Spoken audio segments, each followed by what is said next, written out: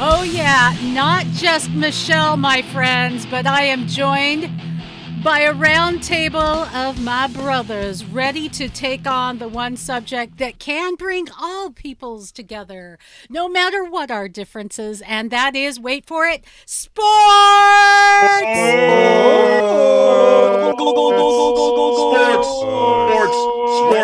This goes on a while, so just be patient, peeps. Yeah, we're here, and let me introduce you to the round table. First off, we're going to love this. The Reverend of Absolute Coolness where sports is concerned. He is a pastor, he is a coach, and he pangs us, Garrick Payne. Get ready to get panged. We have with us Brent Baker. Yeah. Author, photographer, Brent R. Baker. What a man, what a man, what a man. That's right. We have with us Encyclopedia Rich. Encyclopedia Rich. The Encyclopedia. Rich Hallstrom, and we have with us Joshua McMillan, the Wookiee of the Year. Wookiee of the Year, Josh McMillan. Welcome, guys, and I am Michelle Mendoza. Thank you, Big Voice Guy, for putting those together. We are just there he is, the Wookiee himself. Now we can Looking see more him like a Jawa there. You may be listening, but you can also watch. We are live right now, and you may be listening a little bit later, in which case we're not really live. We just play live on TV. But we are alive. Let's make hope so. that very clear. Oh, we speak are for alive. Yourself. Speak for yourself. For yourself. I still have jet lag. Oh yeah, Garrick, you just came from Italy, and gosh, all the food you posted, it kind of annoyed the heck out of me. I'm not gonna lie. It's like I should be there with my friend, right? It looked great. It looked Oh my great. gosh, Welcome it home. was the best food ever. Thank you. All right, guys. So let's get sporty, shall we? I wanted to talk a little bit about right off the bat baseball. I'm going to go right to baseball. Major Right League off the bat, I get it. Excellent. Major League Baseball, fellas. There's reasons to remember, and there's reasons to reproach. So, what I wanted to get to first was some of the strangeness that's going on with Major League Baseball and an alternative, the kind of alternate development sites. Okay, these sites that we saw in the 2021 era is going to push back the AAA season at least a month. What's going on, Rich? Well, I think Major League Baseball, once again, not looking forward, stepping into it, and just not keeping things on track. They have not learned, that they need good publicity, not bad publicity. And these alternate sites, stopping or starting the AAA season 1 week later than usual.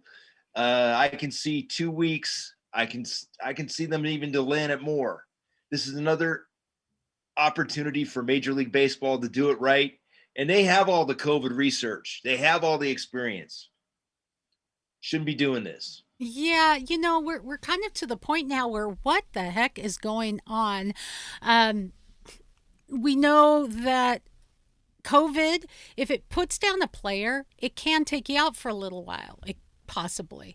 It can have some repercussions. We do know that. A lot of other things can as well, but the numbers aren't really playing out to still be living in this era of fear, but we're doing it anyway. Is it a move to protect the players? Is it a move with what the popular group think is, Josh? Or is it just they really don't know any better? Or do they really think they're doing the best for everyone? What's going on?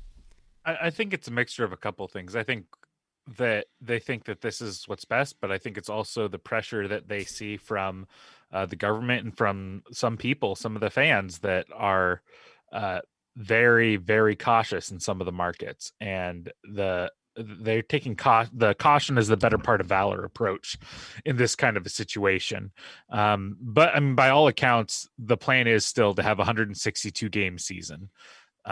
There's going to be a little bit of weirdness in some of the minor leagues starting a little bit later than the regulars. So there's some of that, but by all accounts, we are still going to get a full season of baseball. Thank goodness for that.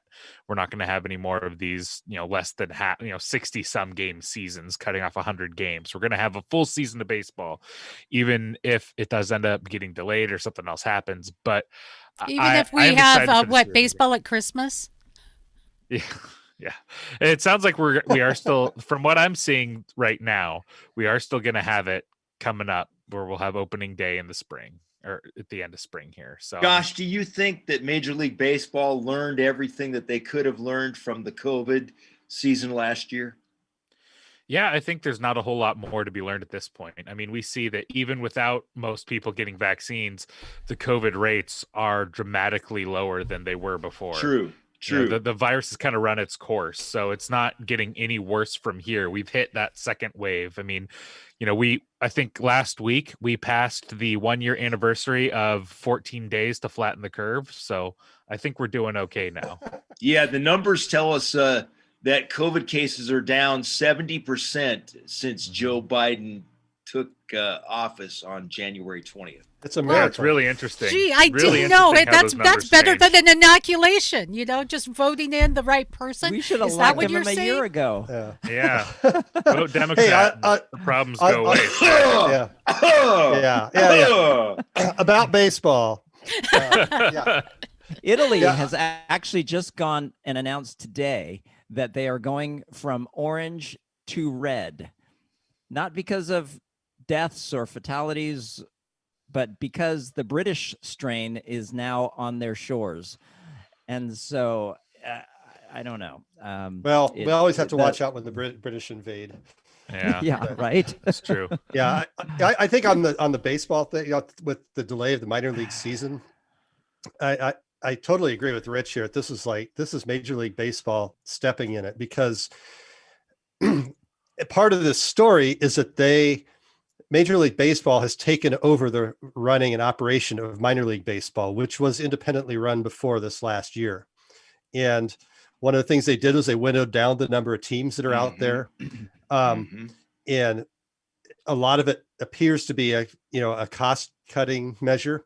What they're talking about with the whole delay of the minor league season is transportation issues, and that the minor league teams typically don't get the chartered flights that the Major League Baseball teams do. Okay, great. So Major League Baseball sitting on, 10 figures of cash.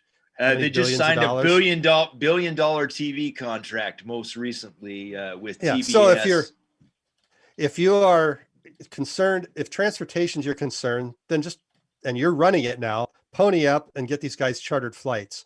You're delaying their development further. These developmental sites don't provide the competition you need to develop your talent that you will only get in gameplay. And now you have, specifically you look at the Mariners situation and all of the controversy raised by Kevin Mather's comments a few weeks ago about manipulation of service time for players like Jared Kelenic, especially him, because he's been very outspoken about it. Well, now what's going to happen is, if they decide not to bring him up to the major leagues, not only will he not be in the major leagues, but he won't be getting minor league at bats against competition. He'll be sitting and rusting in a site going against the same guys he saw most of last year, the same 10 guys. So I don't see that. And you put that together with what all of you said about how the COVID itself is declining. I don't understand the logic behind it. I don't see any way that this is a positive. And I think it's more gas on the fire when they come up to the collective bargaining agreement negotiations later in the year. Well, it just proves that Major League Baseball is not the most professionally run pro sports league in America. Once again, I've said it several times. They are slow on the uptake. They were slow on When have they ever When Yeah. have they ever been run well? The great American pastime has been asleep at the wheel on most of the important things in this country. And they've ridden the coattails of Jackie Robinson breaking the color barrier for a long time. It's time for Major League Baseball to be a professional organization and stop claiming to be the American pastime when we all know football is number king. And which football is that? Yeah, right. Well, I want to harken back to the time when baseball was the national pastime. And we saw great men, and one great man that battled on the diamond and off is going to be recognized. Lou Gehrig Day will be June 2nd. Take a listen. I consider myself the luckiest man on the face of the earth.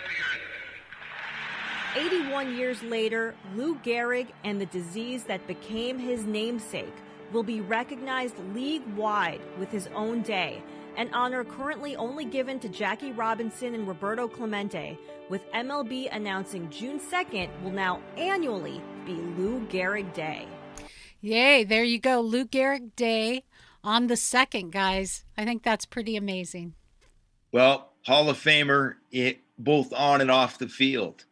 And he made strides in people connecting with athletes that have challenges. And we know about ALS. If you're a Washington State Cougar fan, you know about Steve Gleason and everything that he's gone through, Brent. So that's, once again, another great thing that Major League Baseball does. It's like they stub their toe and then they do a great thing. They stub their toe. I think baseball does. I think baseball does a good job with honoring its history and the players that once were great. I wish that they had I wish they'd made more progress in marketing the current players that they have, and I know that's why they hired Ken Griffey Jr. recently to start helping them promote current players to current generations of people. They again, if the past they're good with, the present, it just seems like one thing after another that puts stains on the game and on the fans that are watching it. Okay, well let's move to some other topics in sports as we take on sports this week. Coach Greg McDermott said he offered to resign after saying something that was, I don't know, kind of peculiar. I want to play that soundbite so you guys can hear it. I know the last one's kind of quiet. I'm working with my stuff here. Let's see if we can get this going. Do you want to show the video, Michelle? I am showing the video, so okay. Here we go. You guys can't see it. Sorry. Mistake. And I understand the mistake that I made. And when you make a mistake, sometimes you're not only disappointed in yourself, which I'm extremely disappointed in myself, but the pain that I caused our players who look to me as a mentor and as a leader, the pain that I saw in their eyes was immense. And that's where my disappointment is in myself. So what is it that he said that was so strangely controversial? And I think it was kind of an odd comment, guys, where he was telling the fellas, hey, you got to stay on the plantation. What was up with that? Well, it was, go ahead, Garrick. Oh, I was just going to say, it was a poor choice of metaphors, really. I mean, and I don't know his heart behind it, and I don't think that there was any kind of racial overtones in his thoughts, but it's just an unfortunate choice of terms, because it's like, stay with me, guys. Don't flee the ship, or whatever you want to say, but yeah. it was just a poor choice, I think. Yeah, and go ahead, Rich. Yeah, Rich, go ahead. Well, being back in that part of the country right now on personal business, I've taken a unique look at this.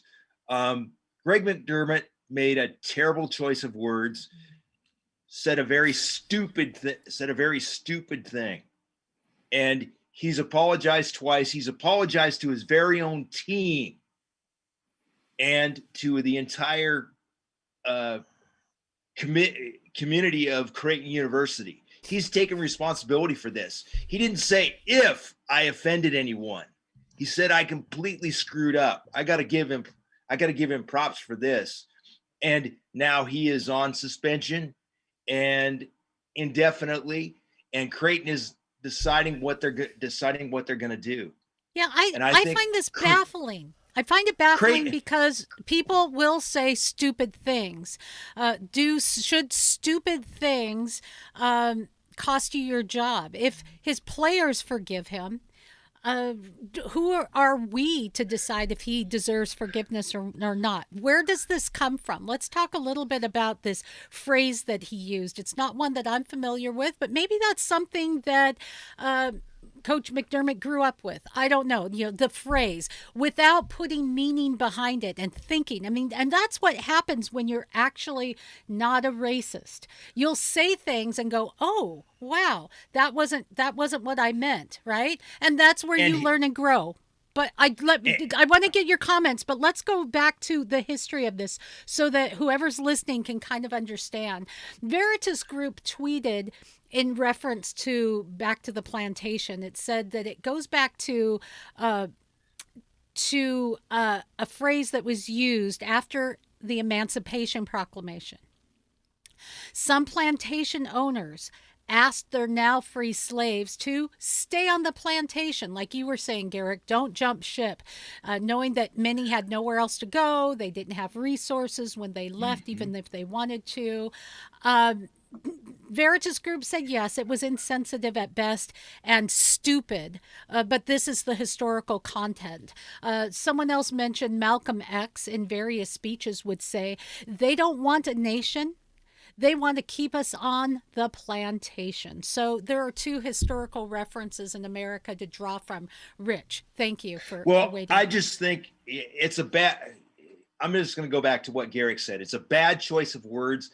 It puts you in a place that you don't want to be. I know a lot of different coaches, and Greg McDermott is one of the best in the country. And I'll say this right now. I will say this.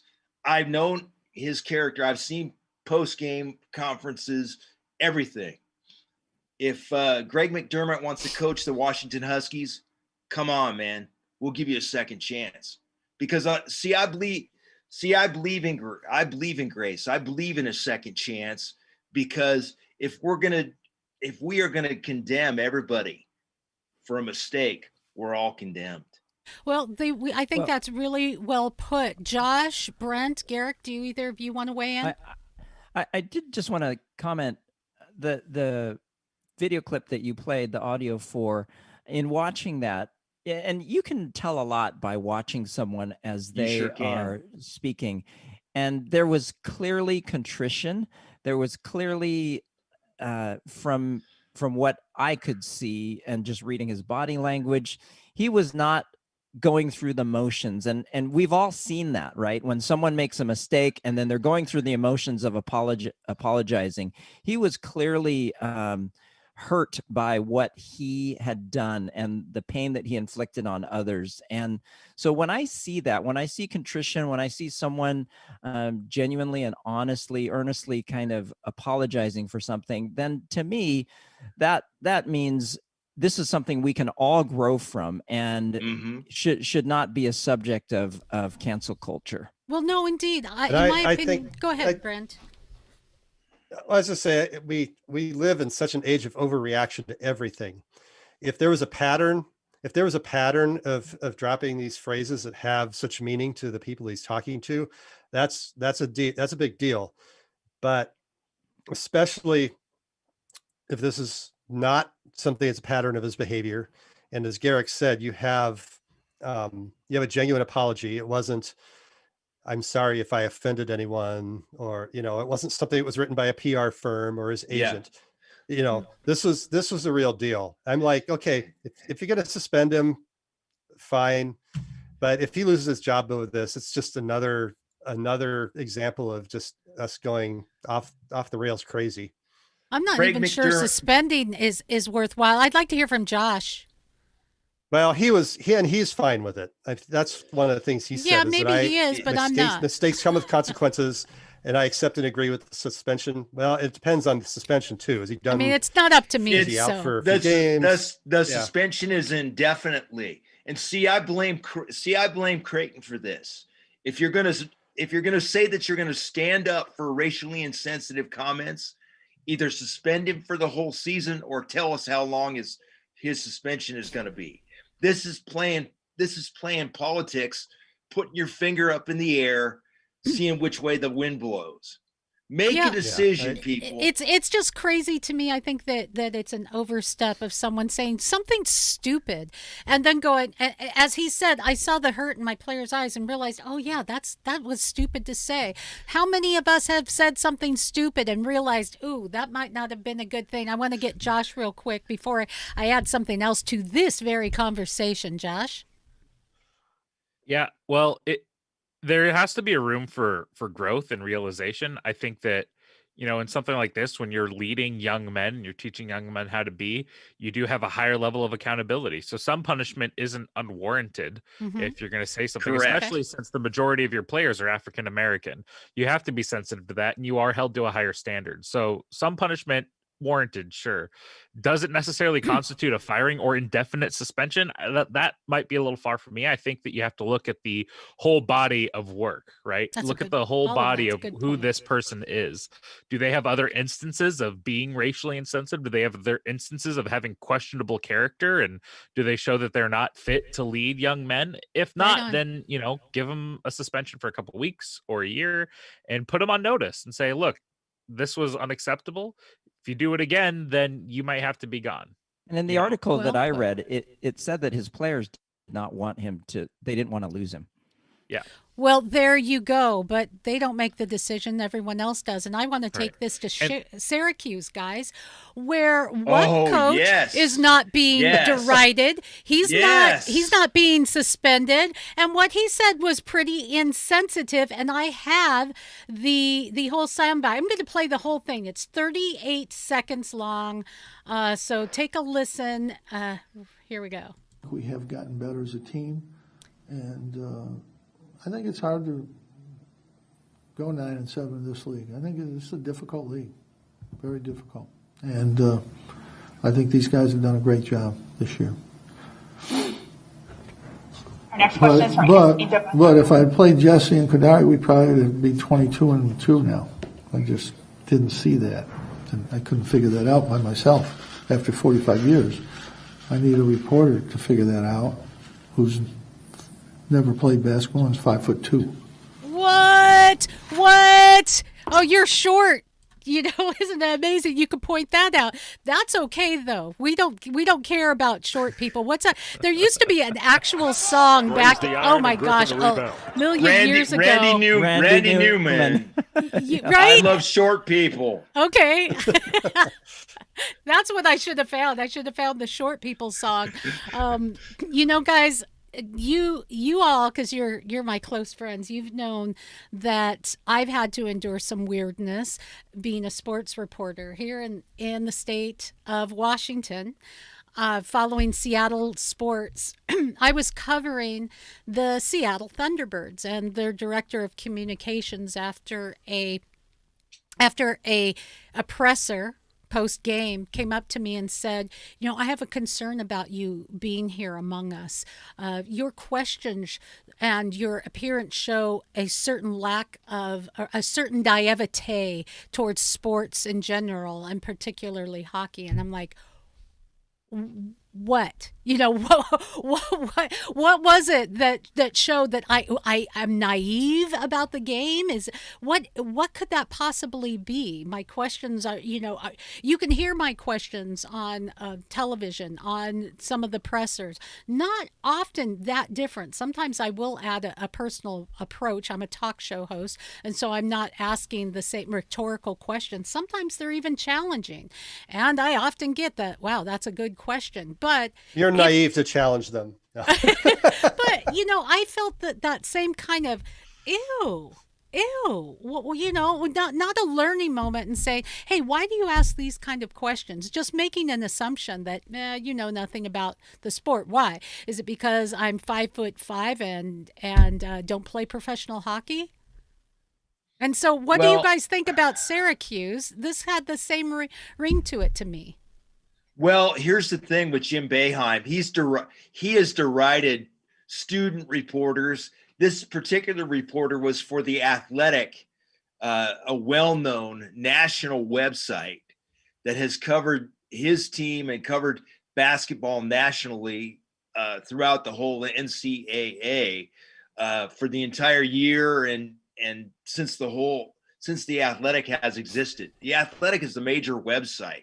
Okay. That's not how you want to deal with a reporter that represents their college basketball coverage. Well, what you're saying is that this is an ongoing problem from him, Rich. You're saying it's an ongoing problem, and we've seen this, and yet we hadn't. In the coach we were just talking about, we do in this coach, but we're not seeing him canceled. Let's get someone else's ideas here. What do you guys think? Correct. Well, I have not heard an apology of any kind from Jim Boeheim over this. Correct me if I'm wrong. Syracuse didn't do anything. So apparently, Jim Boeheim can make fun of anybody he wants to. Right. So a few weeks ago it was Mike Krzyzewski, and he took down a student reporter, and he came out a week later and said, I was wrong to do that. So you have two different approaches. Honestly, if you have a habit of abusing people, verbally abusing people, whether they be the press, whether they be players, whether they be the staff in the building, there need to be consequences for that, not just if you drop a racially insensitive phrase. Okay. All right. Hot take time though. I'm actually here for some of the sauce that some of the there we go. There's our short people song. No reason. Short people got no reason. Short people got no reason to live. They got little hands, little eyes. They walk around telling great big lies. They got we don't want those short people. Come on. There you go. He found it. All right. My hot take is I'm actually here for a lot of the coaches' sass that we get. I mean, there are places and times where it goes over the line, but a lot of times press goes over the line and they ask questions or they say things like, well, are you just bad at your job? Definitely. Josh, so I get definitely. Especially the first half of his comment, I guess after 40 years of coaching, I should have figured out that we'd be, 22-2 if I did this the way that after being, a reporter for 2 years. That part of it I actually enjoyed. I loved that. But great. You also are a coach of college kids, which is I know it's basically a professional league now. I mean, but if we go back to what college sports is supposed to be, you're also in the business of molding young men or young women, and how you treat people in front of others is part of that training, whether you want it to be or not. If they're a bit saucy, fine, but when you make it personal on the reporter that's asking questions, that crosses the line for me. Go ahead. I would have loved to have seen Jim Boeheim ask me that question.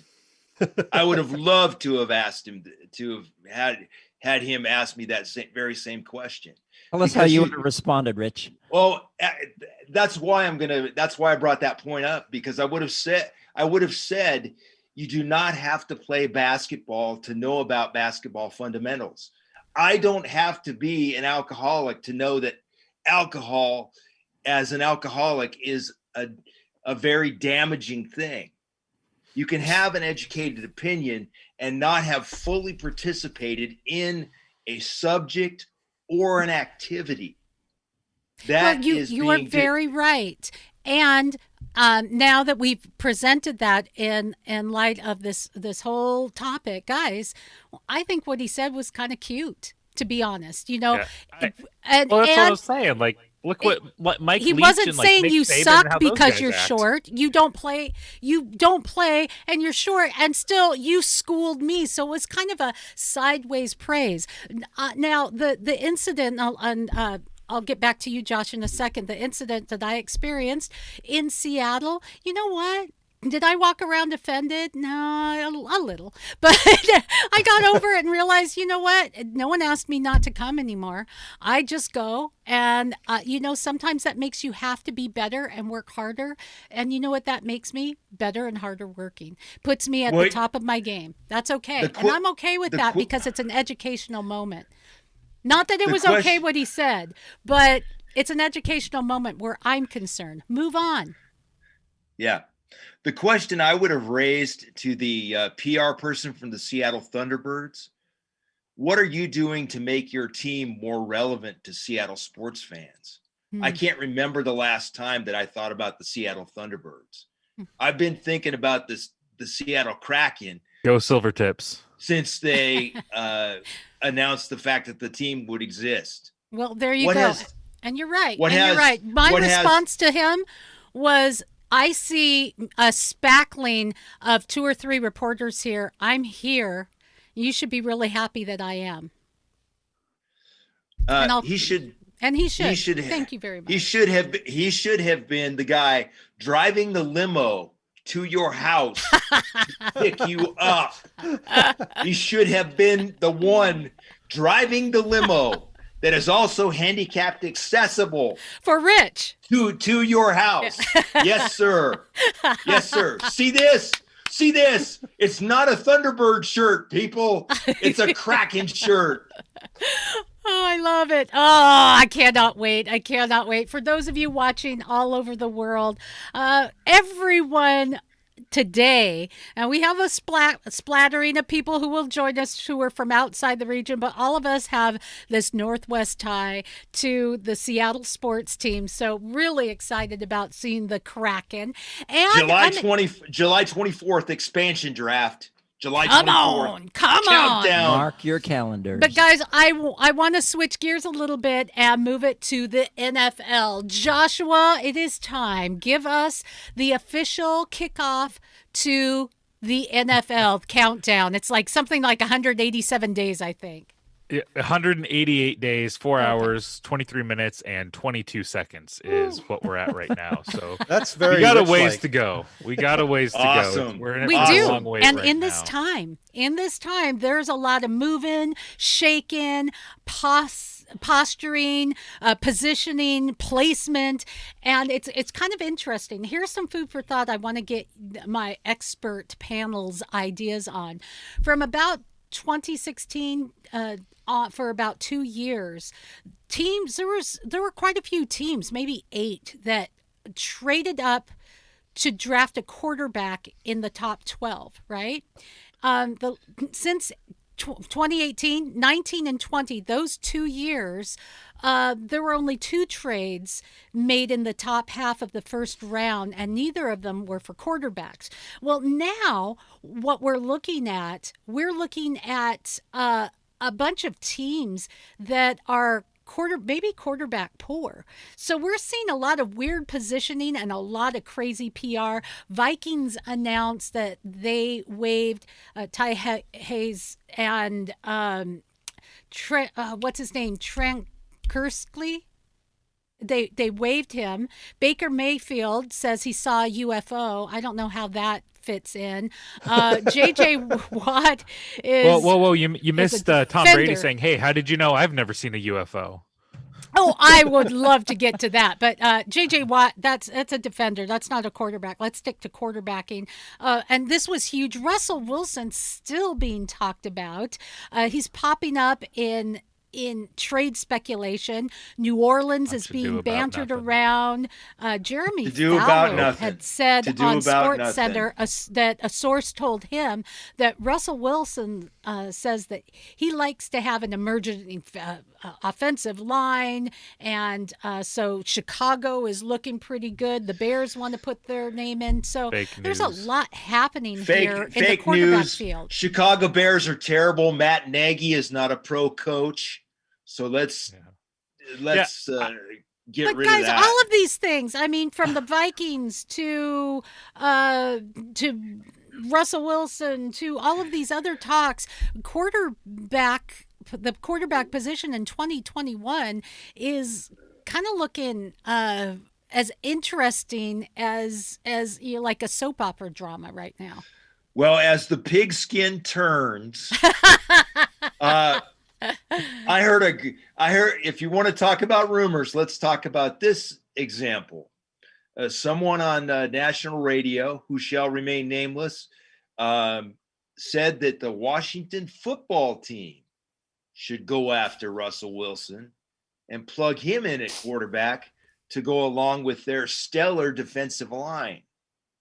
There's all kinds of talk out there. Oh, guys. there's all kinds of It's getting kind of weird out there.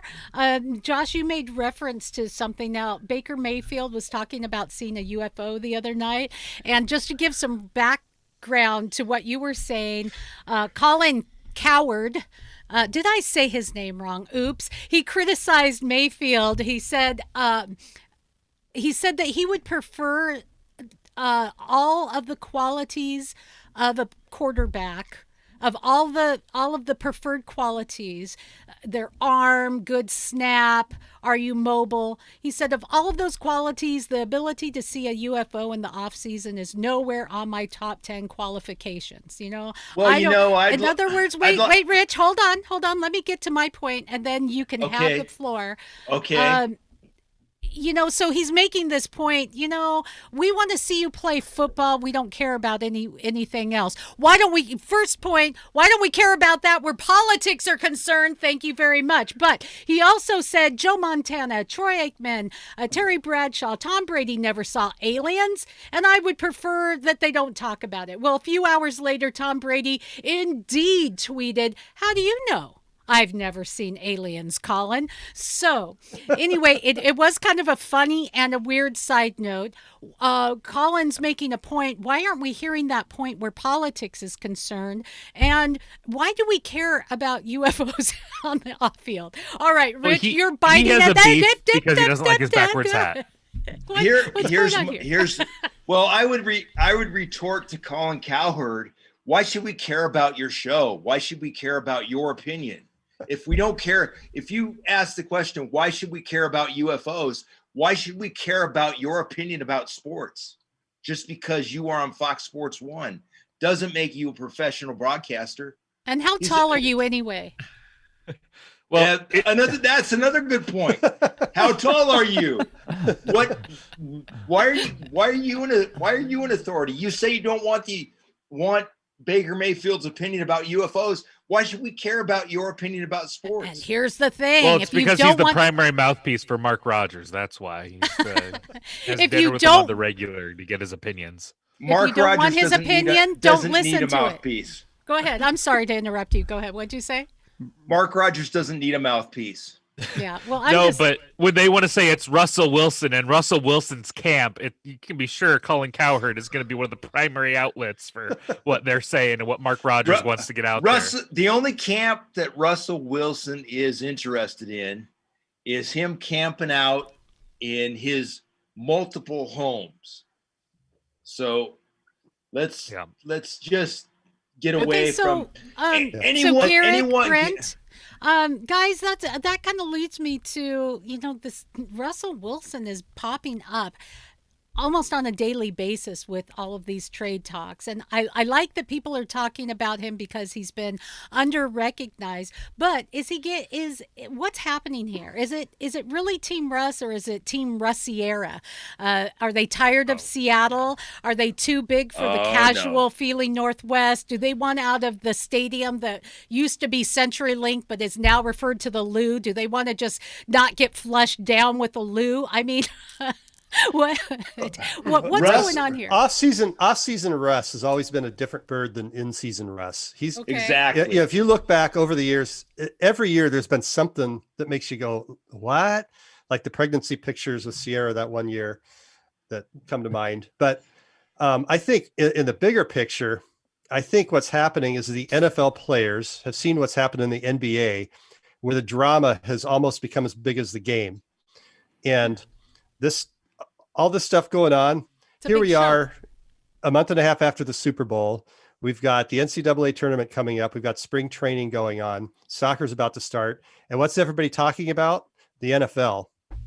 And some of that is because of the size of the NFL, but some of that is that they're throwing all this stuff out there that gets people talking. I mean, we've only heard Russell himself talk like twice, and some pretty, there's some frustration expressed, but he wasn't dropping vocal nukes anywhere. And that's and the yet, point. The whole thing, everything has just exploded around him. And I think he's happy to let that go on. Ooh, good point. And this is why you watch shows like this. This is not coming from Russell. It's all conjecture from different so-called experts.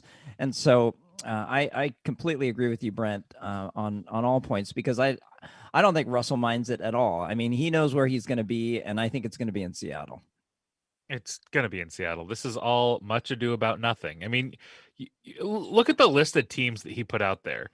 The Saints are millions over the cap. There's absolutely no possibility. The Bears are one of the worst franchises in the NFL right now, with a head coach and a GM likely on their way out the door. What's he going to do? Go to a bad team with a decent O-line and then get a new Matt Nagy can't coach his way out of a wet paper bag. Yeah, and the franchise is awful. They're not going to get the good pieces around him. And the Cowboys, they're dealing with, if they can keep Dak Prescott, who's not under contract, so they'd have to, what are they going to try to sign him to a contract and convince him to get a trade to Seattle instead of testing the free market?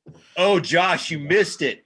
Dak Prescott now wants Patrick Mahomes' money. So, I mean, the Super Bowl, the super soap opera that is the Dallas Cowboys continues. Jerry Jones hasn't smelled a Super Bowl in about 25 years. And he's not going to. And Russ is not going to get back to a Super Bowl with the Super Bowl with the Cowboys. So it's just who's more. The other one? The Raiders. They're going to trade us Derek Carr and some bad picks for Russell Wilson. I mean, there's nothing that gives the Seahawks what they want. There's no team that gives Russell Wilson really what he wants in those four lists. He's not going anywhere. This is all posturing, and this is all Mark Rodgers stirring things up to see what he can get for his client. It's much ado about nothing. Come opening day, Russell Wilson is a Seahawk. There's no ifs, ands, or buts about that. He was part of hiring Shane Waldron, our new offensive coordinator. He has that in the bag. He was part of that. He wants that. This is all nothing. It's a discussion about nothing that's going to happen. Much ado about nothing. And what's the phrase, guys? What's the phrase as the pig skin spins? Is that it, or it turns? It's as the pig skin turns. That's there you go. Okay, guys. Let's go to real soccer. Or let's go to real football, Michelle. Real football. All right. So we talked a little bit about the Lou, which is now Lumen Field. Used to be CenturyLink Field. I mean, what a name, really, the Lou. Lou. I hadn't heard that one yet. That's hilarious. Oh, come on. Just like the Krakens playing over there at Seattle Center, it's going to be the Crack House. Seattle is going down. That's a lot better name than Climate Change Arena or whatever. Yeah, I know. I would call it prefer Climate the Change Climate Arena. No one is going to say that. That is just it's folly. The Crack It's the House. Crack House. It's the Crack House. I'm sorry, guys, but let's move from the field to the pitch, which, by the way, just is the same field. They just repaint it. So Seattle Sounders announced yesterday that they are signing. This is big, guys. Forward Freddie Montero. He was like, what wasn't he like Golden Boot the first 3 MLS seasons with the Sounders? He recently 60 played goals. 60 goals. He recently Michelle. played with the Whitecaps. So is he like 40 years old now? He's been one of the biggest forces, in my humble opinion, on the Vancouver side of the border here in the Northwest. I'm kind of interested about in what's going on, why we're bringing him back. What does that mean with like Raul Ruidiaz?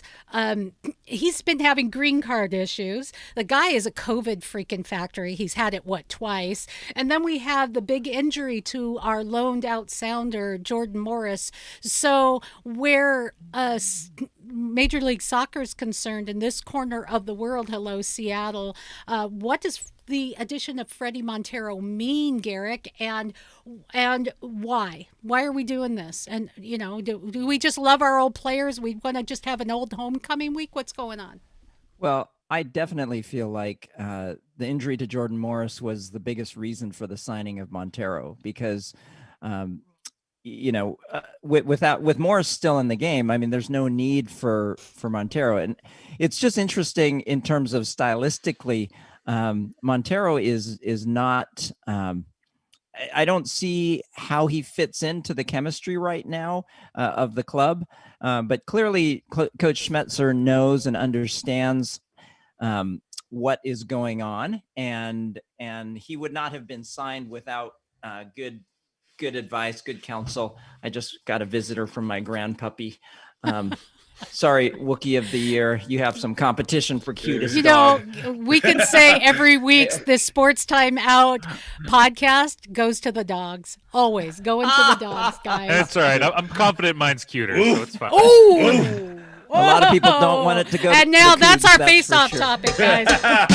Everything you need to pack into the weekend in one podcast. What was that? That was supposed to be face-off. I don't know what's going on here. I'm pressing the wrong buttons. Well, it's almost going the to the weekend, dogs. that's why. Yeah. I don't know, but We can play that song. Working for the weekend. We are going to the weekend. And as we do, we're taking sports with us, talking Major League Soccer. So we're looking for Sounders, by the way, this week at Starfire Sports, just south of the former area of Seattle. They're going to be starting preseason. MLS regular season is scheduled to open the weekend of April 17th. So we are on the way. Got my sports hat on. Oh, my, and if I'm going to do this, I'm sorry, guys, I'm a girl. I'm doing it girl style. So yeah, she has a bow, sporting the colors. It's okay. This is how it goes down in sports in my house. What are we looking at for MLS, fellas? Talk to me. Bring it. Well, Portland has made a lot of moves, and they look pretty, and they look good. It's going to be I don't care about the a Twigs. challenge. We don't. Well, I don't care about Portland either, but I got to recognize they're making some moves. Doesn't mean that I care about it, but they're going to be challenged in Seattle. Okay, live comments here. Montero is there to cover summer absences and possible 2 forward lineup. So, good point. Yes, I thought so. That's why I read it. All right. So I'm looking forward to Major League Soccer. I am looking forward to another Sounders year. We've got some teams that are entertaining to watch. Well, let's see how this plays out. And let's see if we actually get to have fans in the stands for most of our places. Are we going to have to travel to Florida and Texas in order to go and see a game, guys? I'm pretty sure we're going to have fans in the stadium. I mean, already look at what spring training is doing for for Mariners and everyone down in Arizona and the other cactus leagues and spring leagues. Is they're having fans in the stand at a limited capacity, somewhere between 15 and 20% typically capacity for those stadiums. Still lets thousands of fans go, and I imagine as things progress, we'll let more and more people go in. So I'm confident we're going to have fans in the stands. It's just the question of how many. I said the Sounders have 50% capacity by the time the season starts. I don't know, guys. I don't think That's how it our starts? state leaders want to give up that control. I really don't think they do. We haven't seen a lot of movement.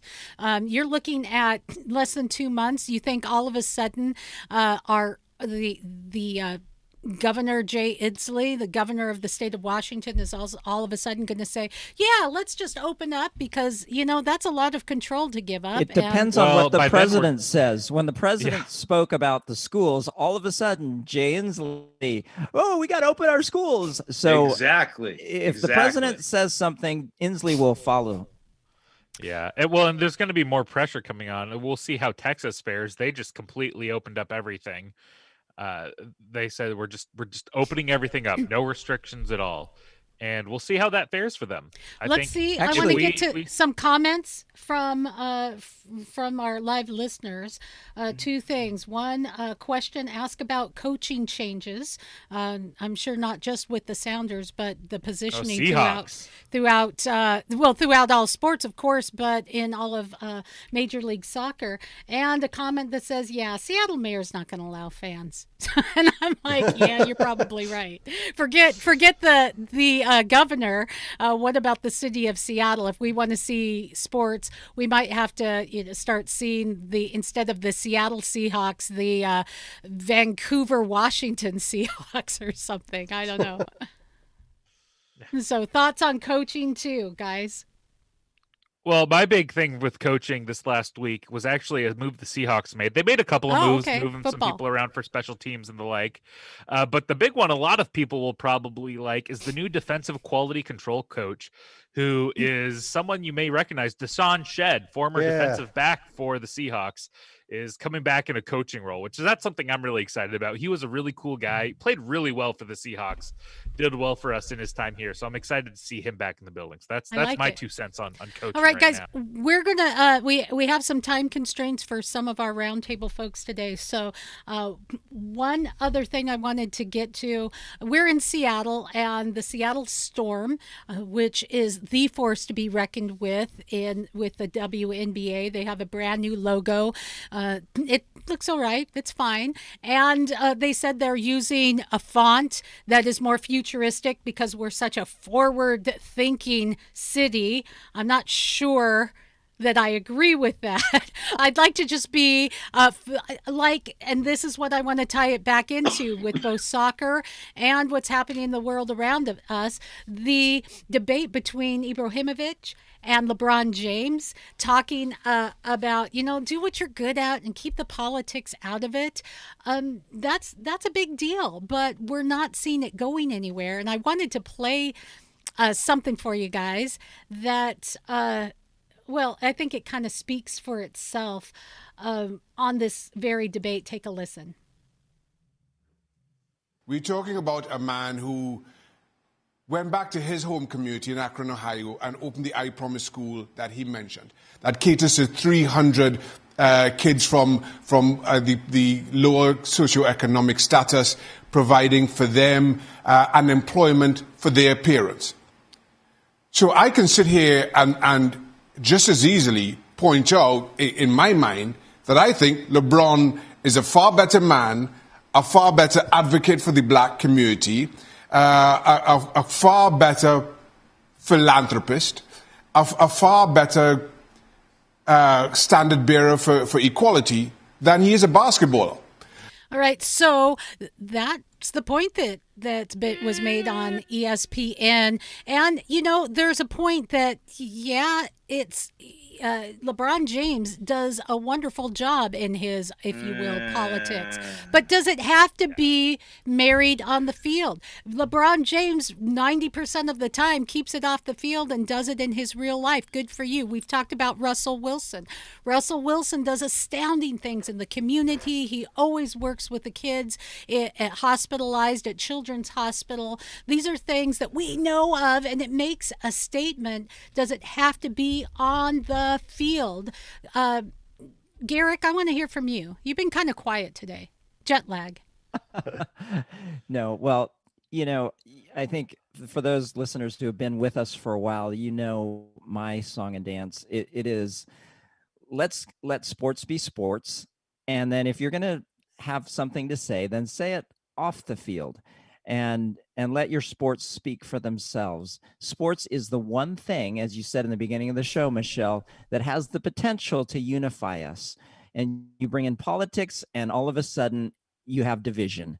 And especially when franchise clubs, organizations are selective in this. If you're going to allow it, okay, allow it, but allow it across the board so that it's completely unfiltered, so that players can say what they want and they can express how they feel. I prefer to keep it off, but if you're going to allow it, then allow it for everyone, for whatever you want to say. I love it, Garrick. I'll tell you what, if we're going to have Black Lives Matter on jerseys, kits, or warm-up gear, I want to have Jesus died for all lives on my jersey, kit, or gear. Guys, because of time, we need to take it to our final shot. I'm going to go real quick first and just say that led up to my final shot. Final shot. There you go. My final shot really goes to Ibrahimovic and LeBron James. LeBron James for trying to do good in his community, and Ibrahimovic for standing up and saying, come on, guys, enough is enough. Let's just play the game. So let's go ahead and take it to Encyclopedia Rich. Encyclopedia Rich. Final shot. Encyclopedia. Final shot. If we're going to hold people to a standard, let's make sure that we hold all people to the same standard. And if we are going to forgive people for mistakes, let's make sure that we forgive all people for honest mistakes and have grace. I just love you, Rich. You just brought it home.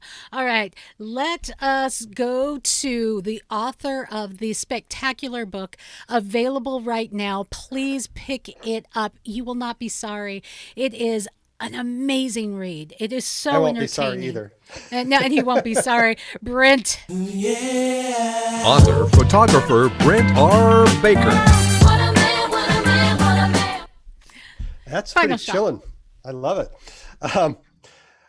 High school sports in Washington are back after a full year.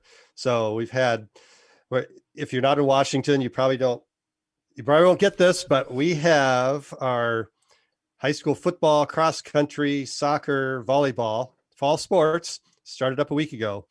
And our seasons are going to be all messed up, but the kids are back. Some of them have been working out. Some of them haven't done anything for a year, but it's just been great, including some of their coaches like me.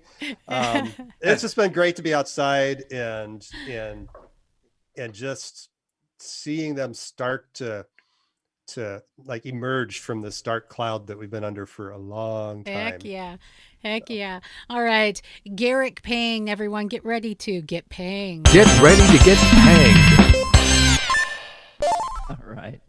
Well, I'm giving mine right here to Seattle Sounders. This one's going to go to Freddie Montero. Welcome back, Freddie. And as an older soccer player myself, never count them out just because they're a little bit longer in the tooth. Whenever Freddie came on the pitch when we were playing against him, I was always nervous, and so right, yeah. I'm glad to see him back in our Rave Green again, and hope that he'll be able to contribute with some great goals. Dude, in the last maybe 3 years up until last year, at every game we played the Whitecaps, I was there on the sidelines. I was there just at the edge of the pitch watching it, and I had that same feeling. Joshua McMillan. Wookie of the Year, Josh McMillan. Maybe you need to record some better Wookiee sounds on that one. Get some down for you. Well, they weren't original. Go ahead and Wookiee us, Josh. You can get us later. Anyway, my final shot. And next week, by the way, I expect we spend a little bit more time talking about baseball now that we're in spring training and what we're going to look like in this season. I'm really excited about this. But for now, I want to share a little highlight from one of our games here with our starting pitcher, Chris Flexen, who I am very excited about. Can you guys see this? Yeah. Yep. All right, watch this play right here. Flexen ready, the windup, and again the 3-2 to Robert, swinging a line drive caught by Flexen. Got the glove up in. Wow. If that's not one of the highlights of the year, here, I'll do it one more time. Watch him catch this ball. There you go. That happened so fast. It took me a minute to realize what I saw. Yeah, that ball, he threw it 93 miles per hour. It came back at him at 101 miles per hour. Flexing his reflexins to get that ball out there and get that out. Showed really well for us, and I'm really excited what the Mariners are going to bring to the table this year, especially with that pitching staff that they have. I think they have potential to really, really push on some things, and they are doing what they said they would a couple of times. Credit to Jerry DePoto when he said we are going to be ascending as the rest of our division is descending, and that's exactly what's happening. Excited for this year. And so Josh, you noticed you were a little late, but Jared Kelenic was on deck. Is there a connection there? Oh, no. We'll talk about Jared Kelenic. That's a discussion to be had. I got some things to say about that one, but we'll get there. Don't worry. There you go. Hey, guys, I want to thank you so much for being part of the fun today. If you are watching, man, these guys are amazing, both in this roundtable and in real life. They all, along with me, are living to find the God story and live out that God story and share that God story with a world that is confused, hurting, and there is really something deeper. So if you're curious about that God story, go to MyMichelleLive.com. Email me. Any of these guys would love to talk to you about it. And guys, God bless you. Oh, Garrick? Did Rich give his final shot? Yes, I did. He was first. Oh, that's right. I was first. I'm sorry. Yeah. I'm still. I'm glad he made such an impact I just on wanted you. to make sure that we didn't That's forget. all right. Glad he made such an impact on you. Hey, guys, thanks. We'll catch you next week. It's the My Michelle Live podcast. My Michelle Live. My Michelle Live. Sports Timeout. The fans, the field, the faith. Thanks, guys. Thank you.